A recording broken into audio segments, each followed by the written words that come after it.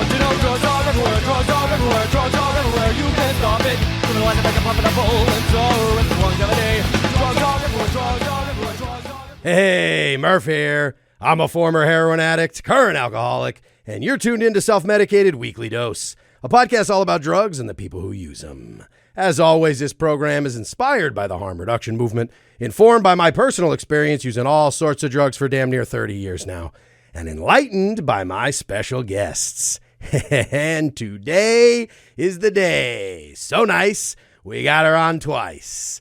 You know her. She's a comedian, writer, performer, and part of the collective that creates the dynamite leftist comedy zine, Functionally Dead. Please welcome to the program, my lover, Diana Kolsky. Hello. Thank you. Great to be back. Oh my, I mean, just phenomenal to have you back, you know? I'm shocked I was asked back. I feel like if you walk by the office enough, you get pulled in here to record something. You do. And what I was going to say to you is, you know how they have the, the Five Timers Club or the Six Timers Club in SNL, different hosts or I'm whatever? not familiar with that program. There's a program, and they give people jackets and all that shit. So Yes. Yeah, so this is a tactical vest. So for the Second Timers Club here at Weekly Dose, but this was down in our lobby, so one of our neighbors just left this out. I don't know, some sort of camo tactical vest, but I'm going to take it off. I've had it on, but I'm immediately... It looks taut on you, dear. It's a taut tactical. You're not in your army weight. No, I'm not down to my tactical weight. Fun fact, I'm the one that pulled that from the lobby. It's mine. You stole it. I stole it from you, and now I'm trying to give it back to you because you're a member of the Second Timers Club. Thank you so much. I hope it helps me blend in. It's camo for the listeners at home. Yes, that's right. That was a great visual joke that upon explanation, we'll see how it plays. So excited to have you back. Let's dive right in. Let's do it. We've missed the listeners. The holiday season was upon us, but we're back in 2023. Had a great winter break, ready to have another year. That is more excitement than the Ryan Seacrest New Year's Eve Rockin' Eve, I'll tell you that much. Thank you. No booze, Ryan. No booze. Little Ryan, punk-ass no booze, Ryan. No sea breezes for the Seacrest. No sea breezes for the Seacrest. No. Not while he's on the clock. Lord, no. Well, anyhow, Happy New Year. Happy New let's Year. dive right into it. All right. With the substance report. This is the question. Do junkies' lives matter? Now, lover, you know what we do here. I mean, the mainstream media cannot be counted on to give us the straight dope. Their coverage surrounding substance use has always been just total garbage. So what I like to do here is take some of the top drug-related stories in the news and give them some proper coverage. Today, we've got a video clip we're going to play. Yeah, substance report video clip. I'm sick of reading shit. You know, my brain's, I don't even want to read headlines anymore. It's like, give me a something shorter than a headline. I don't know. Give me a magic eye. Yes, please. With just the gist. That's right. My eyes will slowly shift out of focus and I will see. I could never see those magic eyes. I will sail away into the news. Here we go. This clip, you know, they're hot right now. Harry and Meghan, the royal. Ooh, they are hot. Ex-royal, very hot. They're hot in this house from a fictional perspective. We got The Crown floating around. Everybody seems to enjoy that program. Don't give away my viewing roster, dear. She's a crown head. I'm a crown head. Yeah, heavy is The Crown when you watch it on Netflix, on Xanax and booze, as we know. But here, Harry, of course, as we all know, I don't know who needs backstory on any of this, but, you know, Meghan Markle from, Suits fame, whatever, they came in. You don't have to, everybody knows. Got it. Sometimes I do not enough explaining, but I think for this. Harry, son of Charles and Diana. You get it. But he did an interview recently. He got this book coming out, a little tell-all, a little tattler that he wrote. And Spare. It's called Spare. Right. And in it, he apparently talks about some of his particular substance use. So Anderson Cooper sat down with him for 60 minutes. Let's see what That's an hour. Let's see what the little prince had to say. La Petite Prince. Harry admits he smoked pot and used cocaine. Fuck. And writes that in his late 20s, he felt hopeless and lost. There was this weight on my chest that I felt for so many years, and I was never able to cry. So I was constantly trying to find a way to cry. Wait, just real quick. He was trying to find a way to cry. You know, you don't hear that too often. But even sitting on my sofa and going over as many memories as I could muster up about my mum. And sometimes I watch videos online. Of your mom? Of my mum. Hoping to cry? Yep. And you couldn't? I couldn't. He sought out a therapist for the first time 7 years ago and reveals he's also tried more experimental treatments. You write in the book about psychedelics, ayahuasca, psilocybin, mushrooms. You know, I would never recommend people to do this recreationally, but doing it with the right people, if you are suffering from a huge amount of loss, grief, or trauma, then these things have a way of working as a medicine. They showed you something. What did they show you? For me, they cleared the windscreen, the windshield, the misery of loss. They cleared away this idea that I had in my head that my mother, that I needed to cry to prove to my mother that I missed her, when in fact, what she wanted was for me to be happy. That was a roller coaster. It was. Not of emotion, but it was a roller coaster. It was a roller coaster of verbiage, a roller coaster of thoughts, but yeah, not of feelings. Well, one thing I will just at least say right off the top here is in terms of the psychedelics, trying to get through some stuff. He was partying hard on the coke and the booze. I assume that might have been part of his Nazi uniform, Halloween costume period, or was it? That was probably pre-booze and coke. How old was he when he did that? I don't know. That was a costume party, and there was a theme, and that was like a joke on the theme. So he's blowing lines. He's chugging booze, whatever, trying to feel something. Goes to the psychedelics, which for me, coming off of heroin all those years, I went to, I will say that the psilocybin, I think when you're trying to kind of get a little macro look at things, get your brain on straight, it's nice to well, he said clear the windshield. Sometimes you got to fog up the windshield before you clear it. Yeah, there's kind of a surprise ending because I think what I thought is he'd be like, psychedelics allowed me to tap into these deep emotions I'd been trying to access that I had kind of suppressed and hadn't worked through. But instead he's like, I realized I just didn't need to have them because my mom wanted me to be happy. So moving on, yeah. Which, I mean, I'm not saying there's any proper way to grieve, but that was kind of a left turn at the end for me. Yeah, it was. You almost, you want to be like, well, so you still never felt any sadness at all, because I get the sentiment there. But if he had visions, if he had took ayahuasca and had visions of Lady Di, and she was telling him, turn that frown upside down, then I don't know what, who am I to say otherwise? Yeah, I mean, maybe it was more of a reset, which I think psychedelics can be really good for that as well. Like some people want the breakthrough. Some people avoid psychedelics because they don't want that. And I think sometimes it can kind of just be a great mood shift. So I actually think this is a great story. Yeah, it is. I'm happy for him. I'm happy for him. It is that same thing though. This is like peak, like rich white people doing drugs is okay and deep and interesting. Mm-hmm. I mean, like he's literally a prince for an evil empire, but I still love to hear it. Yeah, the fact that they busted loose, that they're shaking the trees, the royal trees a little bit, they're calling some things out. Oh yeah, it's great. Anytime that the establishment is pissed off, which they have quite the establishment over there. They do. They are the establishment. Pretty established. Yeah. Even his brother not pleased. There's other. Some telling some tales out of school in this book about his brother, like them wrestling around, farting in the mouth or something. I don't know what the particulars were, but somebody farted in somebody's mouth. I don't know. Don't quote me on that. I missed that.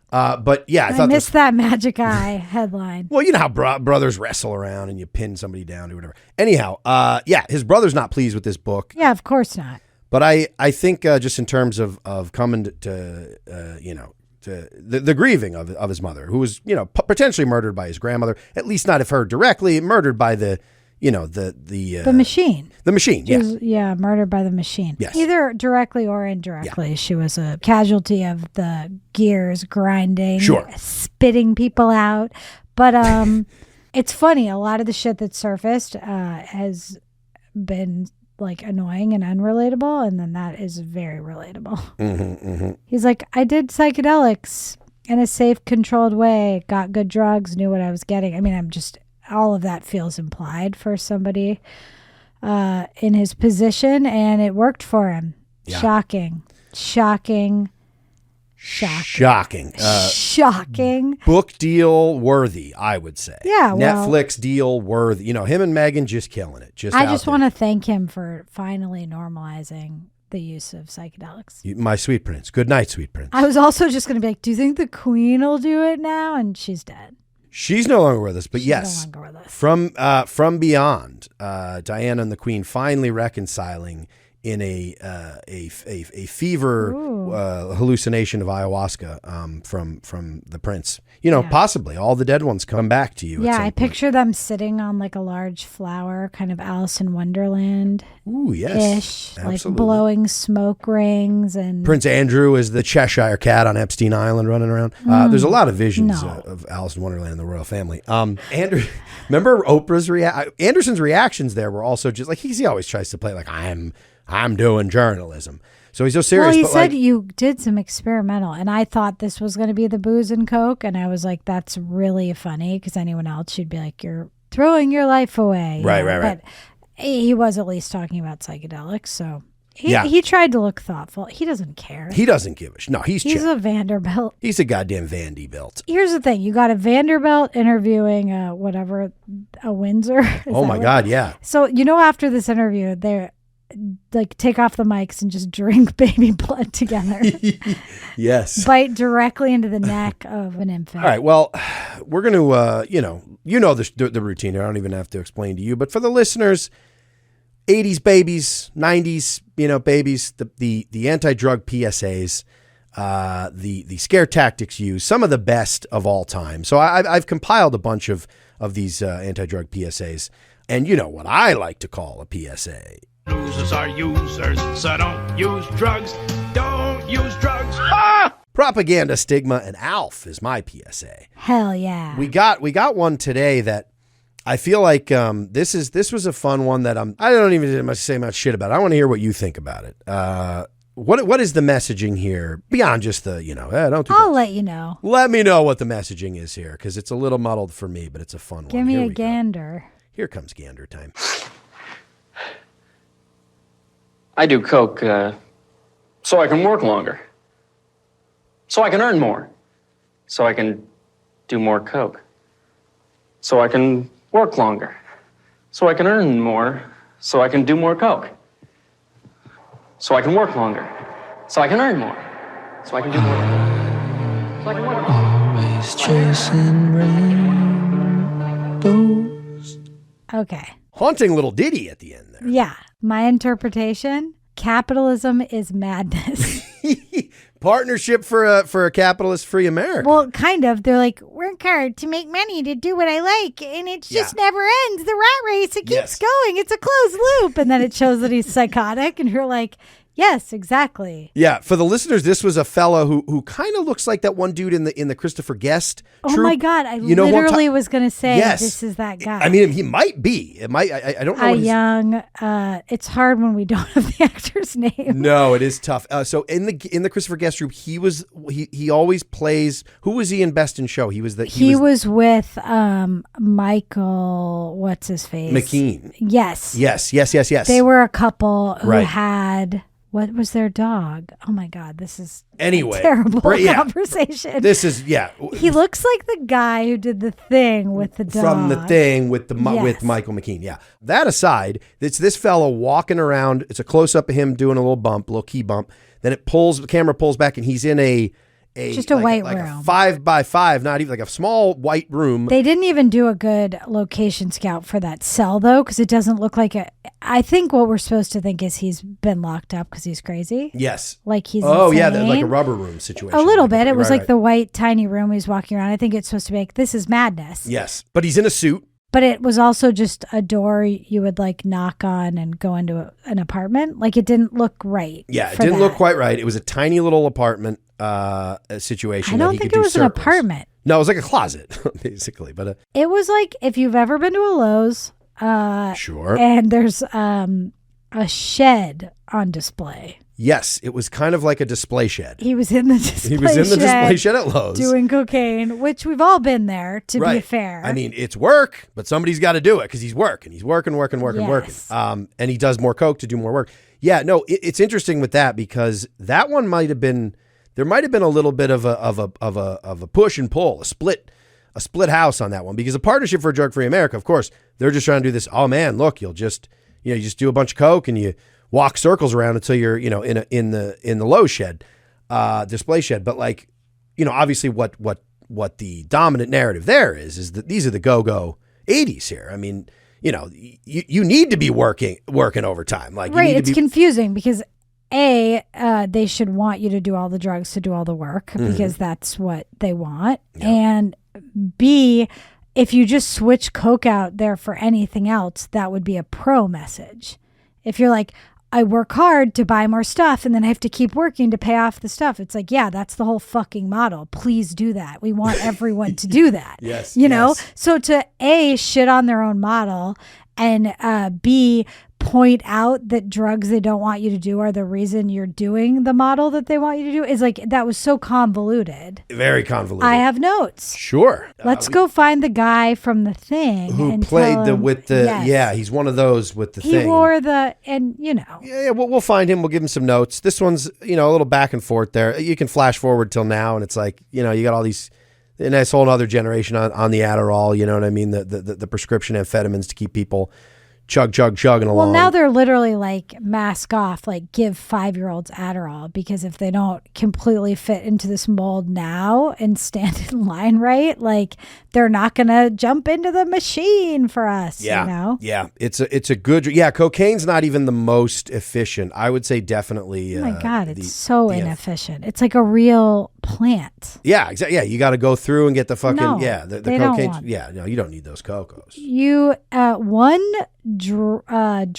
android could farm like 50 billion tons of Adderall in 7 seconds in the Adderall fields. Yes, the Adderall fields. The Adderall fields forever of my dreams. Where's this shortage coming from with all these beautiful Adderall fields? Just as far as the eye can see, the Adderall fields into the pill mills. It's very weird because it is not a cash crop. No. It doesn't make sense. It feels like forced scarcity, which is very bizarre because aren't these pills literally made in India for like less than a penny? Yeah, less than 1 cent per pill. Less than a cent. They've got it down to less than a cent. Well, so the supply chain thing, outside of that, it's like, it's the DEA doing their little fucking dance because Adderall prescriptions went up and away over the last couple of years. Yes. And now they're doing the same fucking thing, with the OxyContin and the opioid stuff is like prescribing, people getting in there, loving it. Money's being made. Big pharma's making money. There's you doctors. Tell them it's good and then you take it away. Then you pull it. Yeah. Then they go to TikTok. They go Snapchat. Elsewhere and then you blame them for wanting it even though you told them they needed it. It's very, it's a bad model. It's a sick cycle. And then you go one pill can kill. And then they're messaging one pill can kill.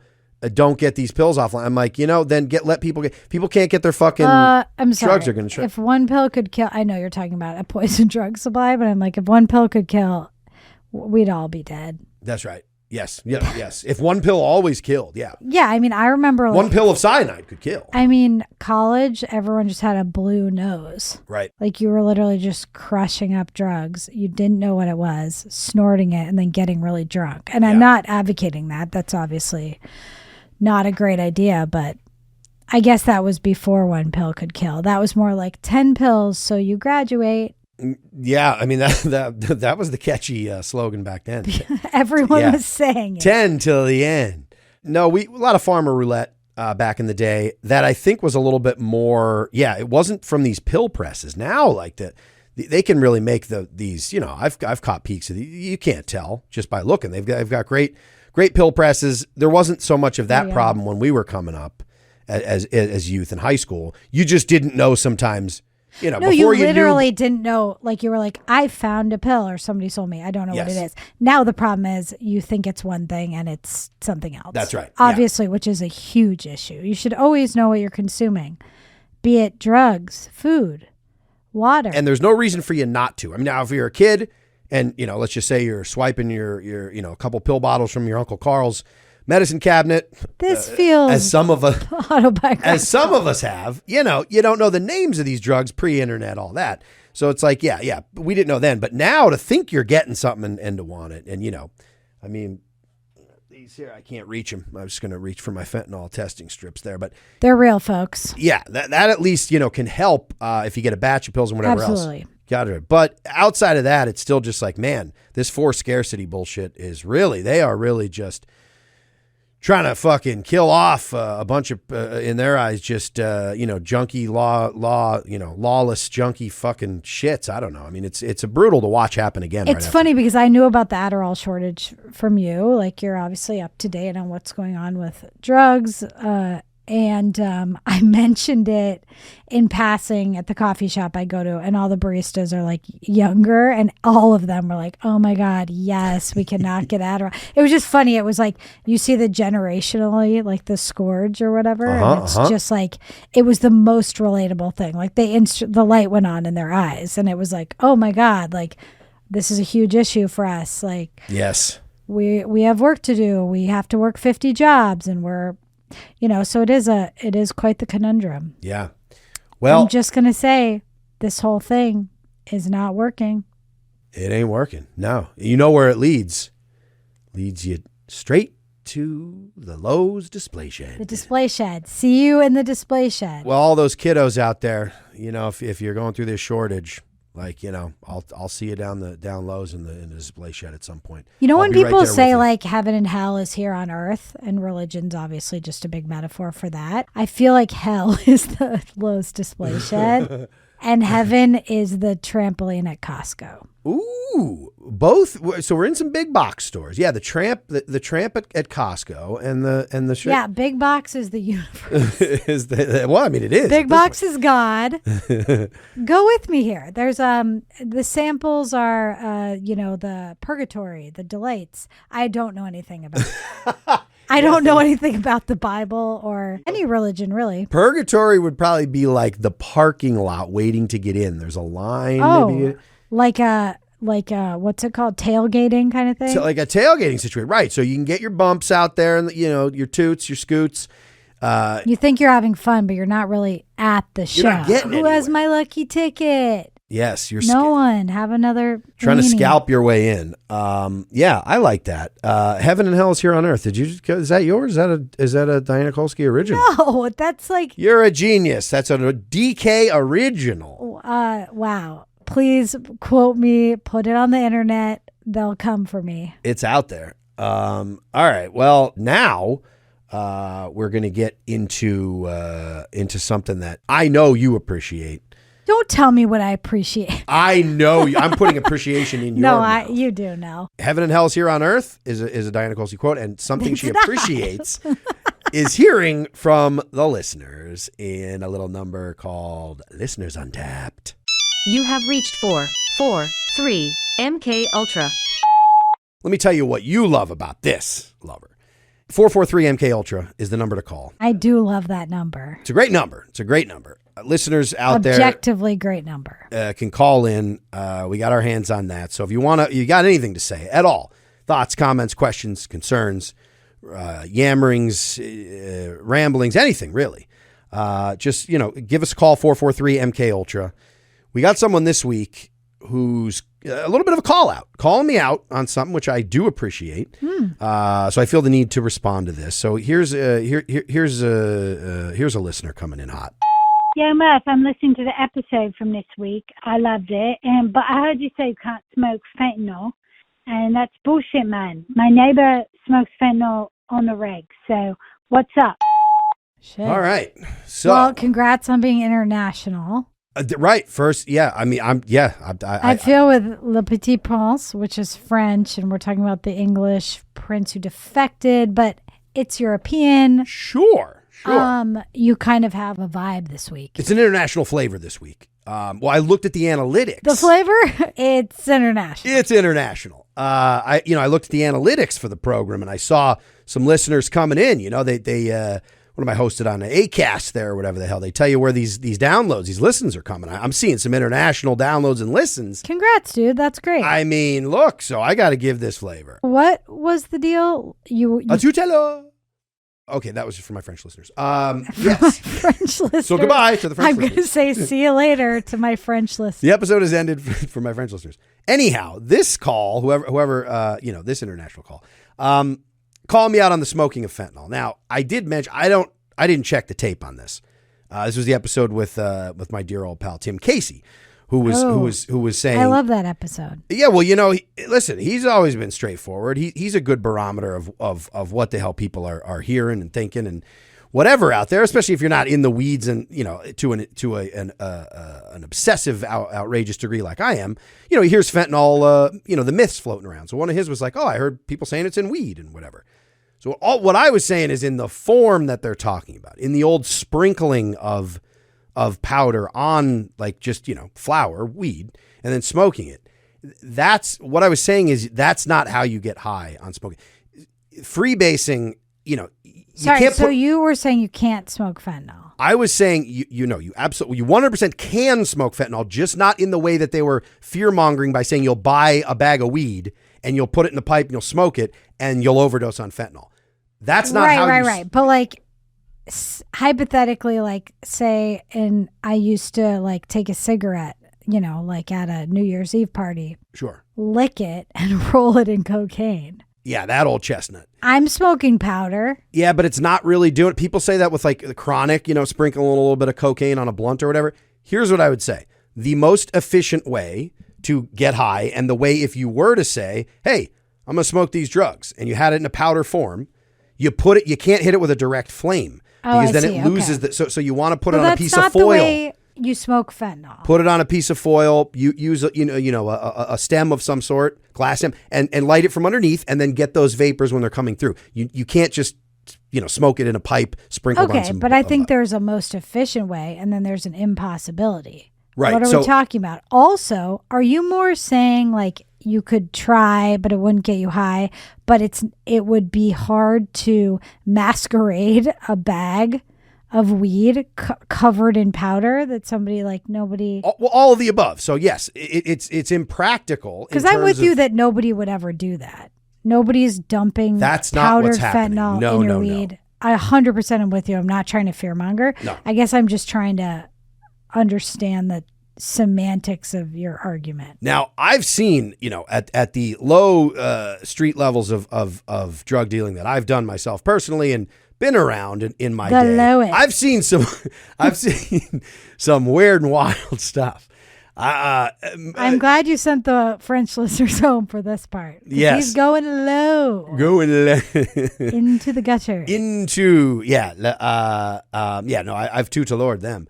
No, this shit is so. All I meant. All right, so basically, let me rephrase this because we can get into you're semantics. Sounding kind of defensive. I don't want to say anything ever inaccurate on this program about drugs. Everything else, yes.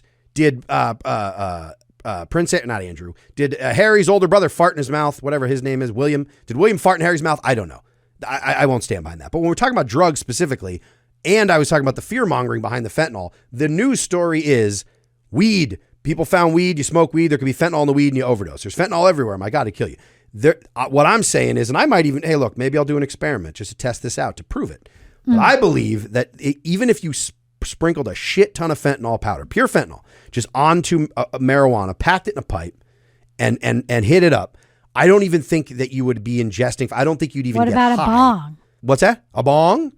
I don't think it matters the size of the hit. I think you could get a fucking gravity bong. I think you could be doing knife hits. Okay, so you're basically saying that's not the way you ingest this substance. No, when you smoke kind of like if you gave me a hot dog and I jammed it in my ear. Yes. I would never digest it with my stomach. No. Is that kind of what you That's mean? kind of right, like, yes. You could like technically try to smoke this powder, but that will not affect you. Yes, but people do specifically, and smoking, chasing the dragons, what they used to say, the lame thing for we're calling for heroin. Wait, doing that. smoking heroin is chasing the dragon? I thought chasing the dragon was when you were going through withdrawals and you're just trying to get on that dragon. Ooh, chasing that dragon through withdrawals. I mean, no. Maybe I'm riding the horse, doing horse? Horse off the Scoring horse. The monkey on the back with the horse following a dragon. Smack. Smack that horse's ass. That's double heroin. Yeah, I guess I never knew what chasing the dragon was. I learned something here today. Yes. Now that's not something, again, that's like something you would see in a pamphlet from the DEA in 1990. It's like when people are like. But yes, but I believe in terms of ways to ingest. I have smoked heroin. Same thing with crack. You can't just put a fucking open flame on a crack rock. You need to heat something for, you gotta buy it dinner first. You gotta treat it right. Wine and dine the crack rock. Wine and dine the crack cocaine. Huh? Yes. Okay, I kind of get what you're saying. It's just not the way. The person too much who heat. called your international. That's right. Flavorist. Right. Is saying that they do smoke fentanyl. So what do you say to them? What I say to them is, I hear you. I see you. You are heard and felt. Thoughts and prayers, because that's a bad way to do fentanyl. Just take up space. Take your space. Or take space. Be in space. Be here now. Yeah. Anyhow, do it. But no, my point is, like I just said, people are also doing that a lot now rather than injecting with fentanyl as well. I think it is fairly common to ingest that way and smoking fentanyl. I meant you couldn't smoke it in the way that they were. It was format, in the context of that. Yes. As far as like putting it on a piece of tin, like I said, tin foil, put the powder on that, hit it with the heat from the heat, get them vapors. You mean that's freebasing, right? That's right. So that. Oh my God, I feel like a schoolgirl. I'm like, I have all these terms and I'm not sure if I know the meaning. Yes. Take it to the girls at the coffee shop. No, I like coming on this podcast, getting a half hour in, and then just saying, what's chasing the dragon? Sure. Let's just, for the record and for semantics sake, you absolutely can. But it's not an issue with people buying weed and having it laced with fentanyl. And that's what I meant by that when I'm saying you can't smoke it that way. I tried to think of an analogy for the last 5 minutes. I've been trying to think of it because I used to have one where I was like my hot dog in the ear. I thought that was really good. No, the hot dog in the ear is good because you could jam a hot dog into your body, into your ear. You could get it in, thinking like I did it, and you would never digest it. No, this is so bad. Your listeners have turned off. They're like, this is disgusting. I don't know what you're saying, but I mean, it's never going to get into your stomach. No. Not through your ears. You're never going to have eaten it. It's not the way. Even though you've consumed it. It's just not the way. We'll think of that's a great for now, but I'll try to think of a little bit more. I think that apples to you cannot apples to improve hot on that. I think that's amazing. I'm so embarrassed that I am. No, we're here for hot it. dog. We're here for it. I'm just kidding. I'm not embarrassed. I've never seen you embarrassed. I saw you embarrassed one time. And it was, you had some hot dogs in your ears. Farted in my brother's mouth. You're starting rumors here. Royal rumors. Yeah. That should be the name of your podcast. Okay, I hear you. I see you. # Royal Rumors. Thank you, listener, for keeping me honest. And yeah, anytime. Call me on some shit because I flap at the gums a lot. I'm a rambler. So please let me know if something sounds like bullshit to you. And we can hash it out. Can I share a story? Please. Speaking of flapping at the gums, I think your fans would love to know a personal tidbit about you, which is that we were in Brooklyn and you bit into a rib and your tooth fell out. Oh, yeah. Yes. Okay. So it's not interesting. It's not drug related. No. It's just one of those things that's kind of funny because I looked across the table and I was like, oh, wait, how old are you? Like, what is happening? Yeah. Do you need a vitamin? It was so weird. It was just crumble. It's like when they slowly in Beetlejuice. Yes. When they slowly turn he tries Lydia to hold her hand. the lover, Gina Davis and Otho brings them back from the dead, even though they're dead. Right. But then they start to decompose, essentially. But they don't even decompose. They dry up. They dry up. Yeah, late in decomposition. Sure. So basically, yes, we were eating some ribs, and I was summoned by Otho, and I started to. But we're like young, vibrant in Brooklyn, like at a Vietnamese restaurant. Yeah. French Vietnamese, delicious. It was a phenomenal meal. Tout à l'heure. Yeah. You bit into a rib and lost a tooth, and you were just like, and your tooth like fell onto the table, and I was like, dear Lord. Oh my, yeah. Well. It's gone. It's gone forever. These are my adult teeth. So they're gone. And that's fine. But not forgotten, I'll say. No. It was worth it. And then we smoked his tooth and we went on a magical journey where we were able to cry. We cried and we woke up in a Lowe's display shed. Which is where we're coming at you from now. Live from the Lowe's display shed. I'm a fifth timer at the Lowe's display shed in my tactical vest. I think we should move on. No, we'll move on. And I'll tell you why. No, this is good because you're in the seat now. You just hopped in the driver's seat. You just fucking hopped on the back. You took the reins. You're on the horse, hitting the monkey. We're going for the dragon. Smack Crack. the horse. Here's why it's good that you got the reins, because, oh dear, as listeners may know, as we slide into our next segment, we had you on the first program. You want to listen? Diana's episode was obviously right out of the gates. The I was voyage. rusty. We were all right. I had no idea what the hell I was even doing. It was episode 1. You were fabulous. We go inside the user's studio. We got your responses. So now I want you to hold on to those reins, take me inside the user studio. Okay.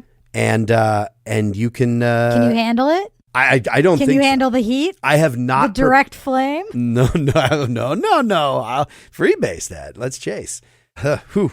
I'm already sweating. I think it is a fucking direct flame. Let's get inside the user studio and see how we do.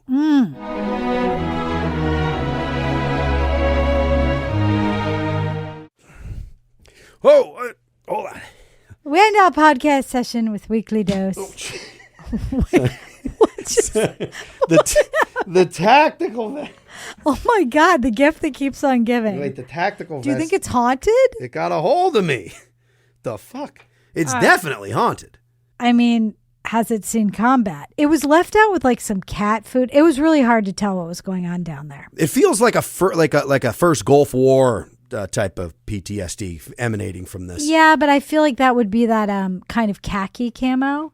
This is like classic green. I mean, it's not. I want to say nom, but I'm like, it's in pretty good shape for that. But maybe they were on desk duty, like Buttigieg when he went to war. Ooh. I just had to get a little Take that, Mayor Pete. Yeah, he just fucked up the airline, so big time. I'm ticked. All right, here we go. We end our podcast session of Weekly Dose version with of the questionnaire that was used masterfully for 24 years by the late great James Lipton of the Lipton Tea Foundation inside the Actors Studio. And the first, I'm ad-libbing for the kids. Please do. And the first question is, Murph Meyer, what is your favorite drug? Heroin for sure. It's my wife, it's my life. What is your least favorite drug? Caffeine. Oh shit, you hate that. You know I hate that. And I love it. Yep. How can they ever marry? Okay. What age were you the first time you found yourself under the influence? I would say likely 10. Nice. At least round number for the listener. Maybe 11. Yeah, some sippers. Oh, a palindrome. What celebrity's overdose death has had the most profound effect on you? I'll say I had the Great Haven Wheelock on the program. She's harm reduction activist. And that was a great app. Yeah, she's dynamite. Behind the Measure 110 here that got passed in Oregon, decriminalizing possession of drugs. She's just been after it for a long time. She does the work out there. She's wonderful. She had a response to this that I'm not going to steal it but I do feel like, because I've had people, dear friends, die of drug overdoses. So it's not that it trivializes it, but it does give it a little bit more Whatever. Anyway, she answered it in a very earnest, wonderful way. I'm sounding more like a whatever right now. But aside from people that I know personally and love, she said it trivializes people you actually know. Of course, and the to way talk about a celebrity affecting you more. But I'm not sure. Did you hear the question? Let me read it for you again. Okay, go ahead. Sorry. What celebrity's overdose death has had the most profound effect on you, Murph? I would say, man, now I'm lost. I want to say Kurt Cobain, but he was not technically an overdose. He was murdered. Murdered. So not, let's unpack that. Sure. Longtime heroin user, but did not, it was a shotgun, staged suicide. Okay, well, packing that back up. Okay, well, I'll accept that Put that back in the suitcase and send it on the... Put that suitcase back on that Southwest flight. Yes, lose that luggage, Mayor Pete. What is your favorite slang word for cannabis? Trees. Trees, please. What drug would you like to deal for a living? Would I like to deal for a living? I sold heroin and weed mostly in life, and I would say out of those two, weed's a little, dope's a tough one. They got, the way it's criminalized, it makes it a difficult, there's a lot of haggling. And as a dope dealer, and I've been on both sides of it, but sometimes you end up selling for like, oh, okay, I guess I'll take this game gear and like 2 games that you have to like sell, you know what I mean? Or like it was like I'm sorry, can you a game boy answer the fucking question? I know. No, I can't. This is so funny that these are your questions and you're so bad at answering. All right. I would like to... Like 9th paragraph. You're sunshine, orange sunshine. LSD, really good LSD. Oh, that's a good one. Mm-hmm. Yeah, because no one's beating down your door. No, I want to go. Unless it's Coachella season. Oh, a bit wild. Oh, Lippy, behave. Lippy. What drug would you absolutely not like to deal under any circumstances, man? I would not like to deal. I don't want to deal coke. No, just don't want to deal coke. He's a Pepsi man. I apologize for that. The choice of a new generation. The Cola Wars or something else, buddy. Yeah. And finally, if heaven exists, what would you like to hear Kurt Cobain, known murder victim, say when you arrive at the pearly gates?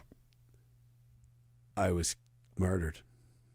Oh my God. Wow, that's a real button on your life.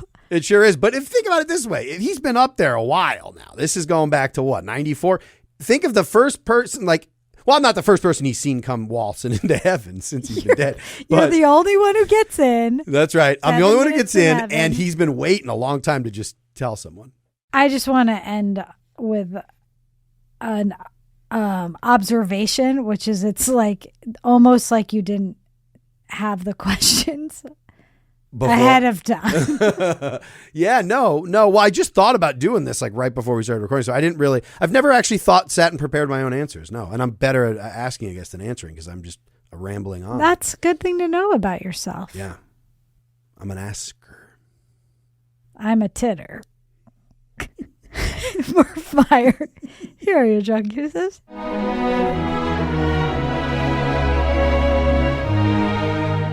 Bless you, lover. Bless you. Dialed up a performance there.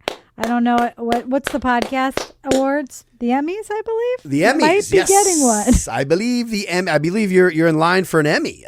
Best portrayal of a interviewer of former pimp and deceased dog lover. How did James Lipton die? I think he might have just had like a slow heart attack or something. A slow oh my God. Everybody dies of cardiac arrest ultimately. Yeah. But thank you for stepping into my shoes, into his shoes. Yes. Anybody listening, if you didn't catch it the first time around, Functionally Dead, tell us about it. Where can people get it? It's the best fucking leftist scene. Listen, a lot of people, there's a lot of fucking centrist drivel out there. Quarantine rolled around. I was with some of my friends. We said there's a gaping hole in media where a leftist zine needs to be. We created one. It's called Functionally Dead. It's really fun. It's a bunch of like writers, comedic writers, artists. Like we get a lot of guest contributors and it's fun. It's usually monthly. We took a little break for the holidays and we're excited to be back soon. And that's functionallydead.com. Yes. I also did all the art for this program. You sure did, and you fucking nailed it. Looks purple, spectacular. It's back, baby. Thank you to Lowe's for sponsoring the program. Thank you for our display shed. We'll have it up shortly. It's a great place to have a slow heart attack. It. Well, thanks for having me. This was a blast. You're the best, La. I love like you. that I can just walk out the door and be in my home. It's pretty convenient here. Thank you again. Thank you to the listeners. This has been your weekly dose. Hey America, there's no use of sleeping with your children, with your daughters, with your sons, and with your husband. Self-Medicated Weekly Dose is hosted and produced by me, Murph Meyer, with support from Pop Culture Collaborative. Our theme song is My Congressman by 15, courtesy of Jeff Ott and Hopeless Records. Original artwork and production design by Diana Kolsky. Thanks so much for tuning in. If you enjoyed the program, you can listen to new episodes of Weekly Dose every Wednesday. Just look for the Murph Meyer is Self-Medicated feed wherever you get your podcasts. While you're at it, subscribe to the Self-Medicated YouTube channel to see new video clips from the show each week. Follow me on Instagram at Murph Meyer. And for some top-shelf harm reduction resources, head over to selfmedicatedpod.com. Also, don't forget, you can call the Weekly Dose podcast anytime to leave me a voicemail message with your thoughts on drugs and the people who use them. Just pick up the phone and dial 443-MK-ULTRA. All right, that's about it for me. I'll see you next week. Love and solidarity. Goodbye. Weekly Dose. Hey America, there's no use of sleeping with your children, with your daughters, with your